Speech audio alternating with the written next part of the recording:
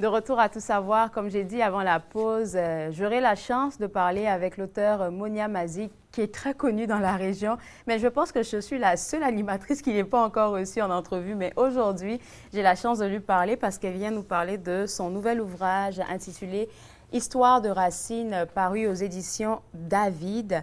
Et Monia, avant de rentrer dans ça, j'aimerais qu'on parle de ta mission en tant qu'auteur, depuis le premier ouvrage que tu as lancé. Est-ce que tu avais une mission claire et précise en tête?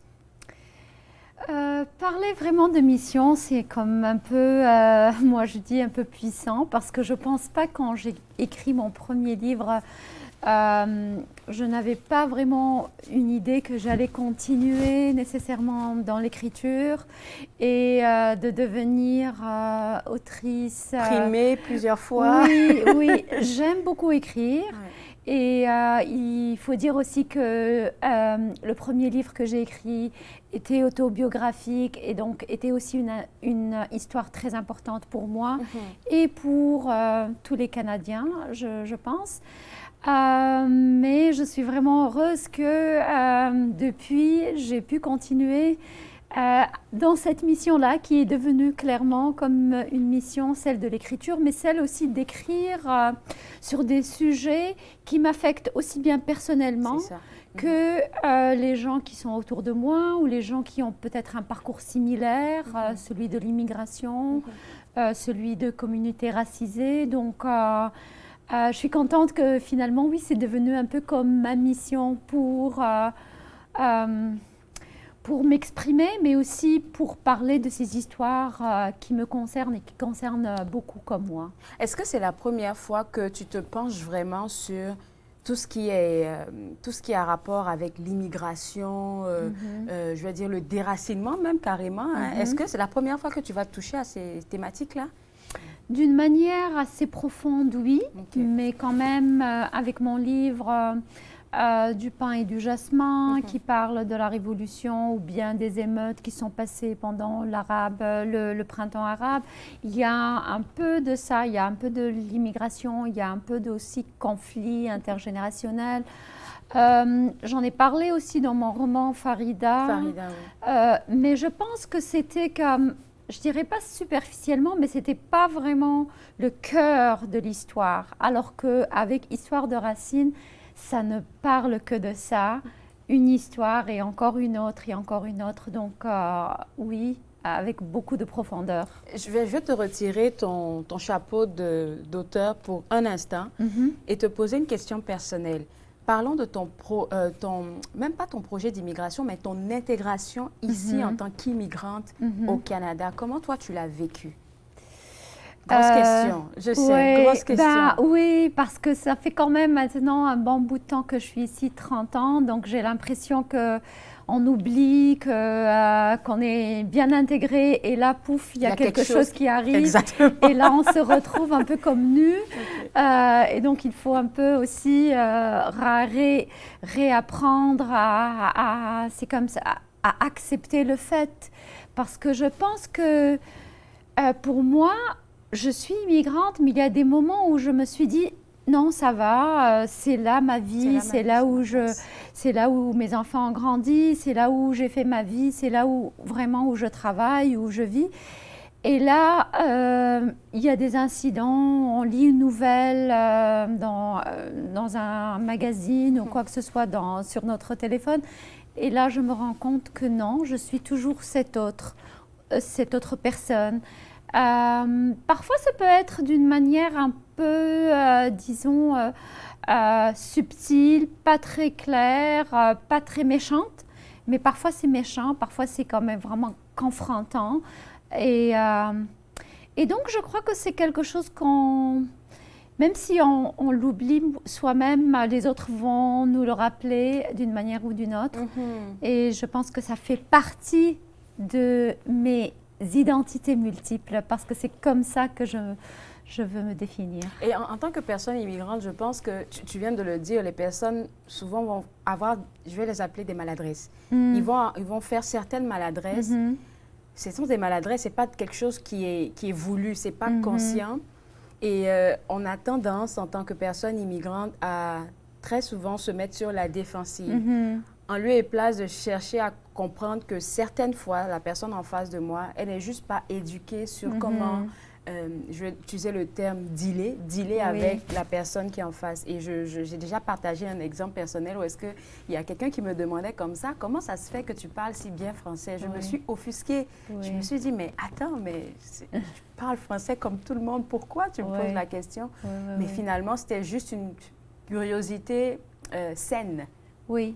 Mais du coup, premier abord, ça m'a offusqué, moi. Tout à fait, tout à fait. Et en fait, j'ai aussi écrit un livre, mais c'est en anglais. Mais c'est vrai que dans cet autre livre-là, j'ai essayé de répondre à une question qui m'a tout aussi offusquée que celle qu'on t'a posée. C'est celle que tu es assez intelligente pour une femme qui porte un hijab. Non, t'es pas sérieuse. Oui. Oh, et donc, wow. là aussi, c'est vrai que parfois c'est fait d'une manière, comme tu le dis, maladroit, mais ça vient aussi, ça a un bagage très très lointain, ça a un bagage très profond. Tu as très raison. Tout ce qui est colonisation, tout ce qui est colonisation aussi bien dans des pays comme la Tunisie, là où je suis née, mais aussi colonisation de cette terre aussi, qui est une terre indigène, et qui fait que certaines personnes se sentent un peu les sauveurs de l'humanité, ou qui se sentent qu'ils sont plus intelligents, c'est vrai. Donc un livre comme Histoire de Racine, c'est un livre pour peut-être pour que ces maladresses-là ne se passent pas, pour que les gens s'éduquent, pour que les gens aussi sachent que ces gens-là, qu'on pense que sont peut-être moins intelligents, qui ne parlent pas aussi bon français que nous, sont des personnes, sont des êtres humains, avec des aspirations, avec des rêves, avec des histoires. Et c'est très important qu'on parle de ces histoires-là, parce que tout ce qu'on veut voir, c'est comme « Oh, il n'y a plus de logement pour les réfugiés, il y a plus de... les prix sont vraiment très élevés parce qu'on accepte plein de monde. » Ben, il n'y a pas seulement ces histoires-là qui se passent. Il y a des mères qui n'ont plus revu leurs enfants. Il y a des gens qui n'ont plus revu leur terre. Et donc, il y a beaucoup plus que ça. Et donc, on a besoin de les entendre, ces histoires. Je sais que chaque auteur, avant de se lancer dans un projet d'écriture, a toujours un déclic. C'était quoi ton déclic avec Histoire de Racine? Ah, waouh! C'est vraiment difficile à dire parce que moi, j'ai comme plusieurs petits déclics. Avant le grand déclic qui fait boum. Oui. Et donc, je voulais vraiment examiner cette histoire de... un peu comme une réponse aux gens qui te disent « Retourne donc chez toi. » Et puis, je me suis dit « C'est où chez moi ? C'est ici, c'est là-bas, c'est sur l'océan, c'est quelque part. » Et donc... oui, peut-être le plus grand déclic, c'est un peu ça, c'est un peu une réplique à cette boutade qu'on nous lance de temps en temps, qui peut être parfois pas très très méchante, mais disons un peu comme maladroite, mais qui revient... Ça vient te chercher. C'est ça, et qui me dit, oui, c'est où chez moi? Ça vient te chercher. Donc... et qui te dit que c'est pas ici chez moi? Donc c'est tout cela. C'est peut-être un peu. D'ailleurs, il y a une petite histoire là-dessus. Je pense qu'on va peut-être revenir après la pause sur quelques petites histoires. Mais ce que tu viens de dire à l'instant, ça me fait rire parce que je pense que c'est une conférence sur l'immigration, quelque chose comme ça à laquelle je participais. Et puis il y a quelqu'un qui disait comme ça, c'est arrêtez de dire aux autres que vous connaissez pas ou parce qu'il y a une différence culturelle, peu importe. Est-ce que tu viens de quel pays? Il y en a qui sont nés ici, là. Donc, ces questions-là sont souvent maladroites, mal adressées, mais il faudrait arrêter. Donc, en fait, Histoire de Racine n'est pas juste un ouvrage. Je pense que c'est une leçon qu'on veut donner à beaucoup de personnes. Je te garde avec moi, Monia. On va prendre une pause et on revient juste après pour continuer de parler du contenu de Histoire de Racine. Vous regardez Tout savoir. En tout cas, de retour à Tout savoir, nous on était en pleine discussion durant la pause parce qu'avec Monia, on parle toujours du contenu de son ouvrage Histoire de Racine, qui est un ouvrage qui met en avant les différentes problématiques de l'immigration, tant pour la personne immigrante que la personne qui reçoit dans le pays d'immigration. Et j'aimerais te demander, je t'ai demandé ça, oui, tu me l'as confirmé, c'est la première fois que tu écris 26 histoires différentes dans un ouvrage. Oui, oui. Et oui. c'est fait exprès parce que tu voulais dépeindre plusieurs images. Tu Oui. voulais peindre, pardon, plusieurs images. Oui, en fait aussi parce que je me suis dit, pour revenir un peu à la langue et à la langue française, Oui. je me suis dit que cette langue parfois me fait souffrir. Et même si je la connais, je l'aime bien, je me suis approprié cette langue-là. Et donc là, c'est un peu comme en écrivant 26 histoires, chacune sur une lettre de l'alphabet français. C'est comme si je donne une idée, c'est comme si je me approprie ces histoires, ces lettres-là, et je leur donne une autre signification. Donc, le A devient armada, le D devient drone, le I devient inventer une histoire, un pays. Donc, c'est un peu ça ce que je fais. Et c'est des histoires vraiment exclusivement sur ces personnes qui font ce chemin de venir, que ce soit parfois par bateau, par avion, à pied, qui est dangereux, ou toujours on laisse une part de soi ailleurs. Définitif. Et j'ai vraiment envie de te poser la question de savoir comment tu as trouvé l'inspiration pour écrire 26 histoires différentes les unes des autres. Oui, alors il y a des histoires qui sont très personnelles. Donc, c'est-à-dire qu'il y a des histoires où je parle, je pense que c'est la lettre S, je parle du terme, j'ai choisi le mot souk. Okay. Et donc, qui veut dire souk? Qui veut souk, c'est-à-dire c'est un peu comme les allées dans l'ancien marché. C'est un mot d'origine arabe, mais qui est utilisé en français, qui est un mot français, devenu français. Et donc, c'est là où je parle, par exemple, de mon père, quand je le suivais. Certains mercredis matin où je n'allais pas à l'école et qu'il m'emmenait avec lui. Et donc là, on traversait les allées du marché, donc du souk, et tout le monde qui connaissait mon père. Et j'étais comme fascinée. Et que plus tard, quand mon père est venu ici, c'était moi qui le conduisais parce qu'il ne se retrouvait plus, il ne connaissait pas les gens. Et donc, ce genre de... l'expérience. Oui, et cette perte du territoire. On connaît un territoire, on nous salue, on nous reconnaît.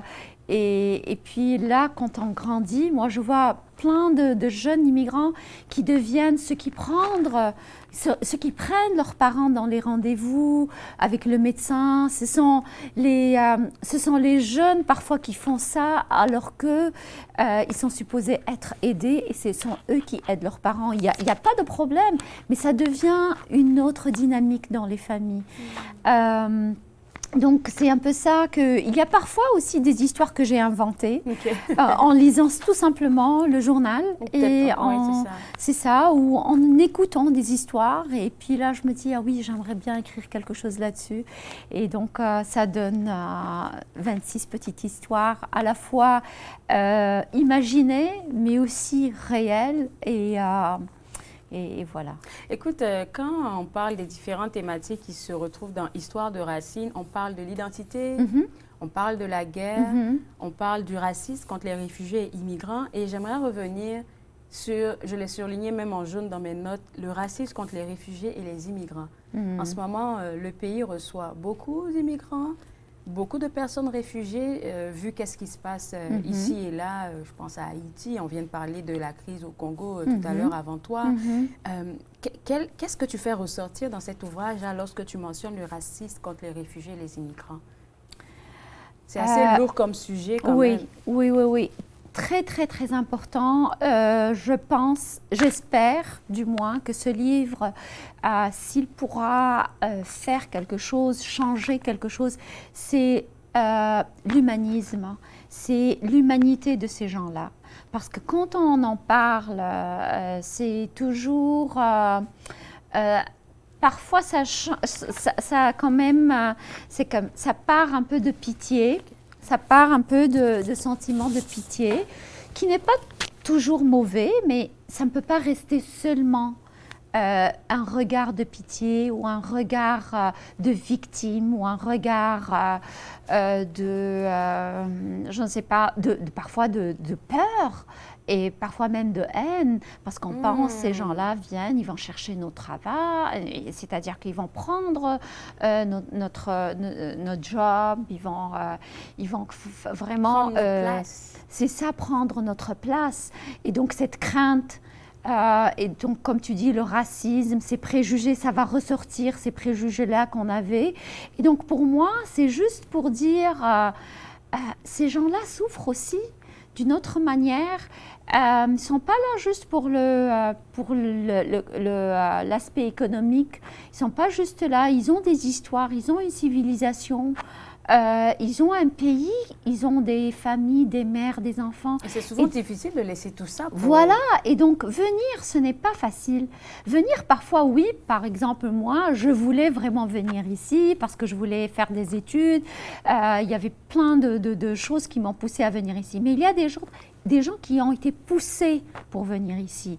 Et donc c'est cela aussi dont je veux parler dans mon livre-là. Donc c'est toute une panoplie d'histoires, parce que quand on parle de réfugiés, d'immigration, ce n'est pas seulement le mauvais côté, ce n'est pas seulement la misère, les guerres. Oui, il y en a, on veut les fuir, mais il y a aussi le bon côté, il y a toute la nourriture qui nous manque, il y a tout le bon, disons, la chaleur aussi, juste du pays. Donc, il fait froid, donc au Canada, ce n'est pas facile pour quand même s'acclimater, pour s'habituer.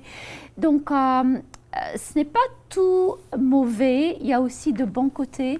Et ces gens-là qui ont quitté leur pays, moi j'aimerais bien me mettre dans leur peau. Et c'est ce que j'ai essayé de faire dans Histoire de Racine, de me mettre dans la peau de ces gens-là et vraiment de dire à ceux qui lisent ce livre-là que ce n'est pas toujours... connaître une personne réfugiée, ce n'est pas seulement la connaître à travers les nouvelles ou parce que vous avez vu quelqu'un sur l'autobus qui vous a semblé être, je ne sais pas, du Congo, d'Haïti, d'un autre pays dans le monde, d'Afghanistan par exemple. C'est aussi une culture, c'est aussi une langue, c'est aussi une civilisation et c'est une aussi façon de voir le monde qui est différente. Quand tu parles de façon de voir le monde, là, je ne sais même pas, il nous reste combien de minutes là, mais franchement, ça me fait penser à notre francophonie plurielle qu'on a ici dans la région. On a plusieurs personnes qui viennent de différentes origines, qui parlent le français d'une manière différente. Et j'ai vu un post sur les médias sociaux qui m'avait interpellée. C'est, je pense, quelqu'un qui venait d'un pays arabe, qui était à une caisse. Et je pense que la manière dont il parle français n'était pas pareille que... Puis il y a quelqu'un qui a eu à lui dire, ben, écoute, retourne chez toi. Et ce témoignage a été partagé sur les médias sociaux le jour de la célébration de la Journée internationale de la francophonie. Je me suis dit, ça, c'est une interpellation. Parce que moi, ma manière de parler le français qui vient de Côte d'Ivoire ne sera pas la même que toi qui viens de Tunisie. Déjà, même partant de là, on vient de la même Afrique. Pourtant, ce n'est pas pareil. C'est vrai. Et justement, on parle de l'insécurité linguistique, d'accord, n'est-ce pas? Donc, on parle de cette... même ici au Canada, les gens qui viennent du Québec, comparés aux gens qui viennent de la Colombie-Britannique, du Saskatchewan. Québec, franco-ontarien, on n'a pas le même langage déjà à la base. Oui, tout à fait. Et donc, c'est pour cela que c'était très important pour moi que je utilise l'alphabet français, bien évidemment, évidemment, et que je tourne, que je métamorphose ces mots-là qui sont francophones, qui sont parfois, oui, qui ont une origine différente que le français, mais qui sont devenus des mots français et que je les utilise dans des histoires vraiment multiples avec des langues originales différentes, que ce soit l'arabe, que ce soit une langue africaine traditionnelle, que ce soit même, je ne sais pas, parfois un peu l'anglais aussi, hein, on l'utilise aujourd'hui dans notre français. Langage, et donc, et de les... Je vais te garder avec moi, Monia. On va clore l'émission ensemble. Super. Vous regardez tout savoir, on revient juste après la pause.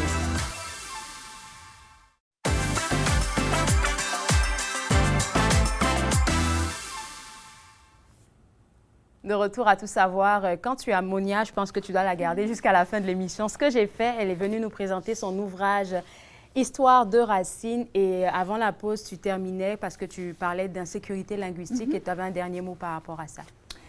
Ben oui, c'est ça. Donc je voulais dire que ce sont des mots à la base, des mots français, mais je les utilisais pour écrire des histoires qui ne sont pas nécessairement françaises. Oui. Et donc c'est ma façon d'approprier cette langue-là, de dire que oui, moi aussi je suis francophone, mais mon histoire est différente, mes identités sont multiples et j'aimerais bien que les gens lisent ces histoires-là et découvrent ces mots-là à travers ces histoires. Écoute, je te souhaite plein succès et c'est une très bonne chose même qu'on ait eu à parler de ça durant ce mois de mars, là, qui est le mois de la francophonie. Oui. Veux pas. Alors, pour toi, dernière question en 30 secondes. Qu'est-ce que tu veux que les gens retiennent de cet ouvrage en le lisant? Le message fort. Ah oui, que un réfugié, une réfugiée ou une immigrante, ça a aussi un bagage, un très lourd bagage, pas seulement les valises avec lesquelles elles sont arrivées, mais aussi une cuisine, une terre, des noms, une langue, et que ensemble, on peut aussi apprendre et se connaître mutuellement. Et partager. Merci beaucoup, Monia. Merci d'avoir accepté d'avoir une entrevue avec nous. Écoutez, cet ouvrage est disponible aux éditions David, www.éditiondavid.com. C'est le site web à visiter pour vous le procurer. Je me suis fait un plaisir de passer cette heure avec vous. Passez un bon week-end. À lundi. Bye bye.